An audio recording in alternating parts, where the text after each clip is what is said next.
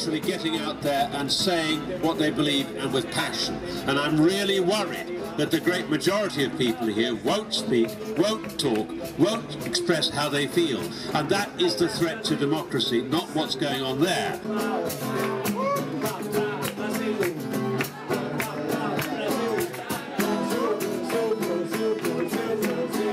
The people are very happy to have something here representing their voice, you know.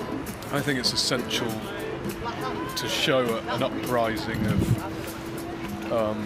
public opinion. There may be 80-odd tents here, but that doesn't mean that that's what Occupy Bristol is. Occupy Bristol is everyone who comes by and gives us donations, comes by and just says, I really like what you're doing here, you know, and shows their solidarity, and that's thousands of people.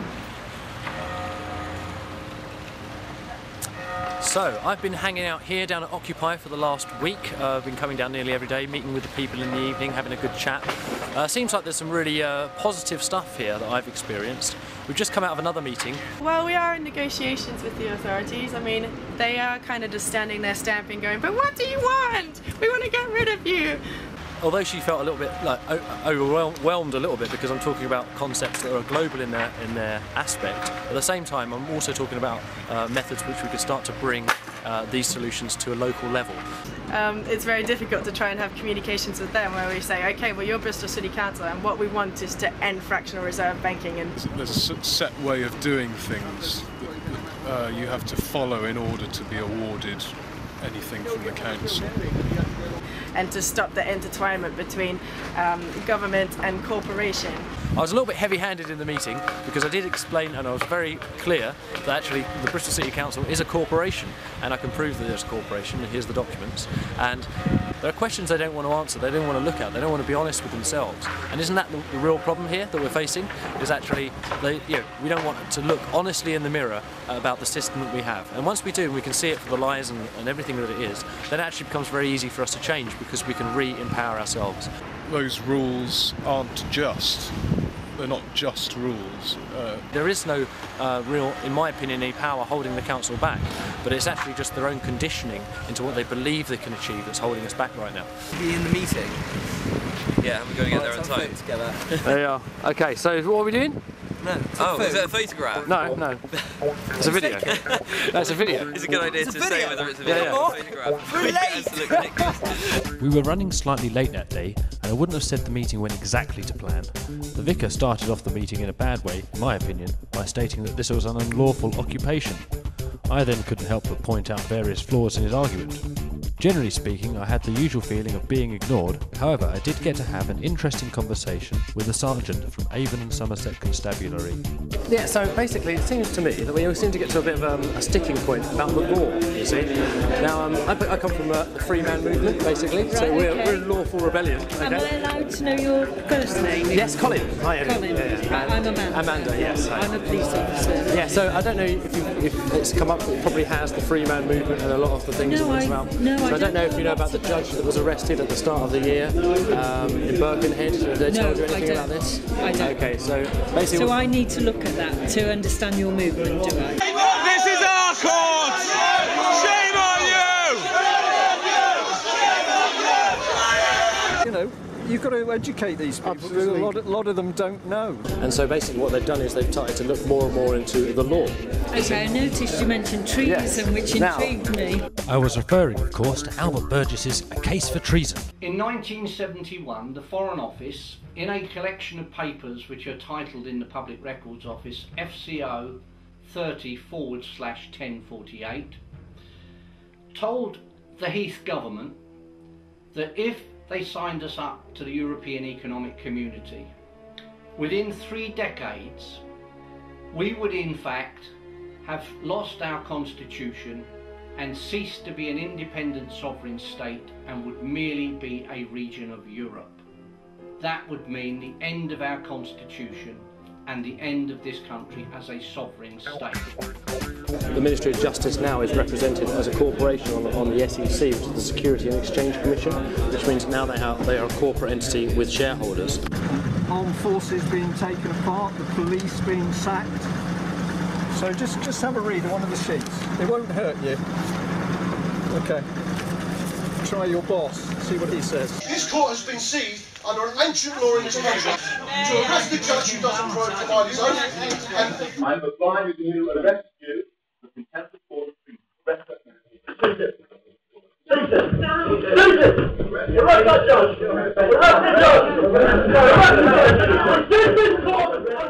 In case you missed it, in Birkenhead County Court on the 7th of March 2011, a judge was arrested.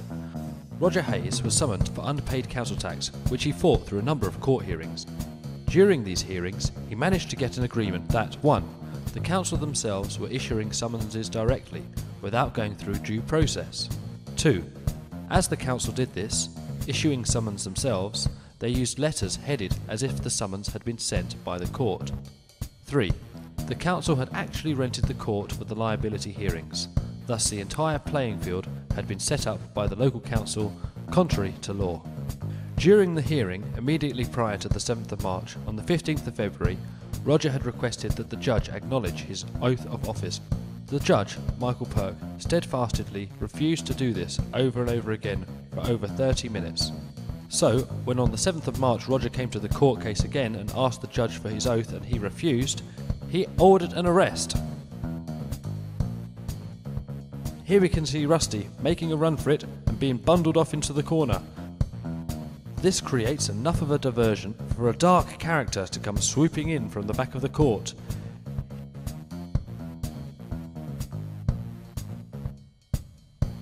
He leaps over the bar.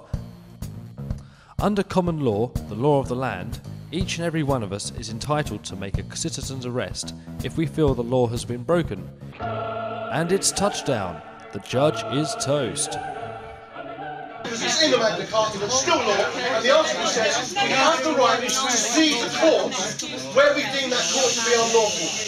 That is what's happened today, and you are officers under common law, and if you do not respect the common law, which is greater than legal legislation every time you read the law books, then you are in breach of the peace yourselves. Do you understand it? We're going to be doing this more, and we're going to be going to more and more courts until they realise that we're not going away. There's been a number of conversations going back and forth with the council, so it's not that they haven't been talked to, it's more the fact that they've refused to adjust the record. Yeah, that sounds about right, to be honest. Yeah. Because we don't really do a lot of dealings with the City Council as far as council tax is concerned. Yeah. The City Council simply just use the building and our magistrates to conduct their business. Yeah. We do very little else to it. We don't enforce any judgments or anything. Yeah. So I'm not surprised by what you told me. But because we don't deal with the City Council to the same extent that we deal with like our own bailiffs, there's very little we can do without the City Council agreeing to do taking a matter of course. Okay, so is it the council have their own bailiffs in this matter? Yes, they do. Everything to do with the City Council and enforcing their council tax and liability orders is done through by their own agents. It's got nothing to do with the court. We don't enforce any fines and we don't instruct our own bailiffs. Oh right, brilliant, yeah. Okay, yeah, well that's made things a little bit clearer at least. It looks like a place of business because that's exactly what it is. It's revenue collection, and this is what they're trying to do here. And they don't want cameras in there because they don't want it exposed. They don't want us knowing and looking and seeing what they're doing. People that feel passionate enough about direct action as a solution and not having to play by the government or the council's rules. Now, one of the things is that the council always talk about their powers at law. Now, the interesting thing as a freeman is that I look at the powers at law as actually being advisory rather than obligatory. For example, if you look up power into Black's Law Dictionary, what you actually see is it means the power to act or not act. And that goes the same for legal power as well. And that's why police officers do have discretion, you see. Now, I told her this to the sergeant, and she didn't disagree with me at all. There is no real, in my opinion, any power holding the council back. It's hard to kind of find this balance and try to utilise what they can give us, which is potentially a lot, and keep that dynamic open. There is a problem with the world, yeah, and just trying to get people to talk about it. So what we do need to do is have people come together, because collectively, between all of us, we do have the answers. We need a forum where people can learn, where they can become educated, where we can discuss openly what it is that we actually do really need, what our values in society really should be. And from that we can start to grow ideas that we can implement together about how we can slowly step away from this system bit by bit, and hopefully in the process make the average person a lot happier. In the meeting, the councillor had mentioned that the role of the Occupy movement might already be filled by the Stop the War movement. She suggested that we go and speak to them. Fortunately for me, Martin Summers, who was a long-term member of the Stop the War movement, was on the scene at the Occupy movement to give me his verdict of what he thought this was all about. Well, I think it's the most exciting political movement that's developed in the Western world in my lifetime. It's grown enormously in a very short space of time. The cutting edge of it is obviously younger people, but they've touched a chord in a much wider segment of the society which are fed up with a criminalised ruling class which is stealing everything that isn't nailed down and leading us off to pointless wars, not pointless from their point of view, pointless from our point of view, and the fight back begins right here, and that's why I'm proud to be here supporting these people today. Martin Summers was a long-term political activist, and when it came to economic and geopolitical situations, he was a formidable fountain of knowledge. There is a tremendous value in what the German philosopher Habermas calls Sprach, talking about things, talking about problems instead of brushing them under the carpet and pretending it's all going to be all right. Now, we don't always agree about everything amongst ourselves or as a society. There's bound to be different points of view. That's because human beings are different. But we've got to talk about it and not just pretend that it's all right. It isn't all right. The banking system is on the brink of collapse. The German bond issue this week didn't go through, so even the Germans are now on the rack. There is no hope whatever at the end of this tunnel. The banks are going to collapse, and by the time the banks collapse, they're going to want a war with Iran and Syria kicked off. Now, we have got to stand up and say no. Mario Savio in 1964 in Berkeley University said there comes a time when you've got to throw yourself on the wheels and gears of the system just to try and put a stop to it. And the time to speak up is now, now, now. Sounds like the council may well have overestimated their allegiances on this one. Bristol has always been the centre of the world. That's why I live here. It was true that Bristol had had a strong history of revolution. However, as night time fell on College Green, not everybody was content to see the occupation where it was. I'd like to see the people of Bristol who, like me, completely disagree with this style of protest in this part of Bristol and the way you're doing it, and I want to see people rise up and take a stand against it. I find it interesting that this structure, this organisational structure that's present here, hasn't been imposed on anyone. It's simply emerged naturally in an organic manner. I can see it and I can feel it, that people are starting to get really annoyed with this now. I just hope that those people are going to start coming together. This phenomena is much more natural than what we perceive in this consumer capitalist system.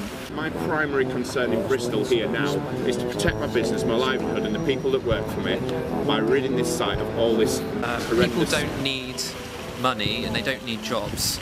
They need access to resources and they need to exist in a community. Because all this here, it just doesn't fit.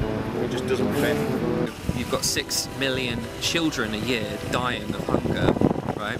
What's the cause of that? I'm not interested. I just want this site cleaned up and restored back to what it was, which is a beautiful place in Bristol to visit.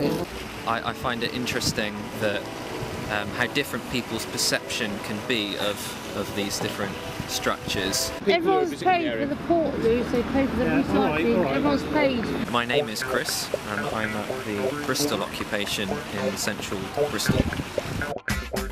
I sort of see this as a prototype, potentially sustainable eco-community, an open community.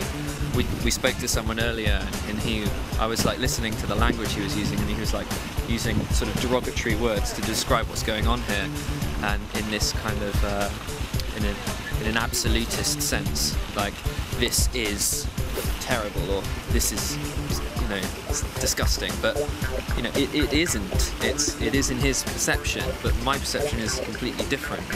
And I think that the media and our education systems have created a particular mind and a way of thinking which is very absolutist and not at all relativistic, when in actual fact human beings all have their own unique perspective on things.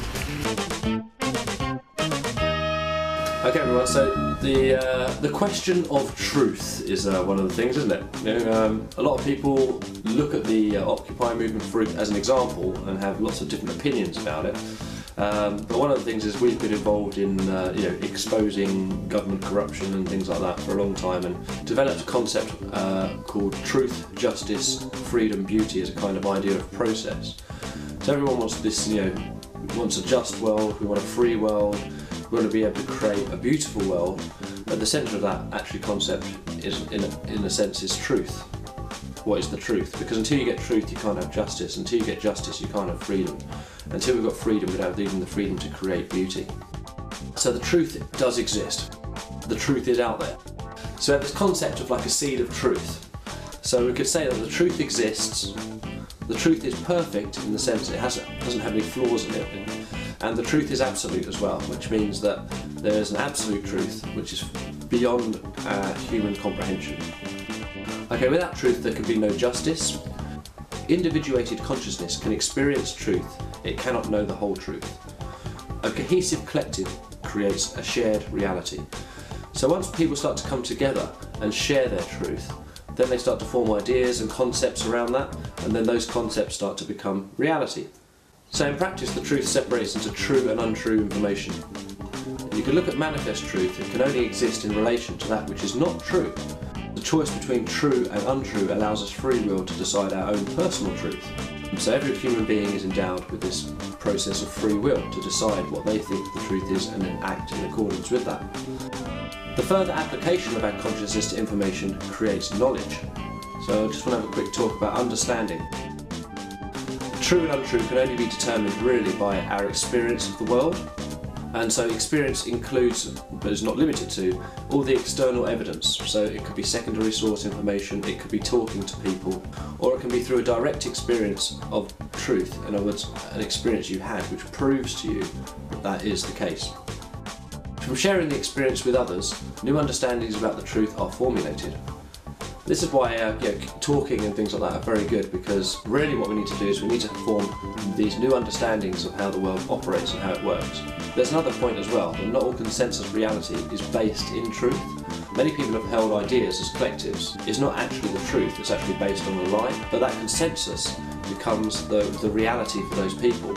And so actually by living out these realities based on false truth, we actually perpetuate a lot of suffering into the world. So one of the things you could say is the quality of your experience, the debate and the analysis that provides a more unbiased judgment of the truth. And next time on The Powerhouse, we head into College Green to build our own construction, to join in the action and help with the communication. All this and more. A mini wooden house.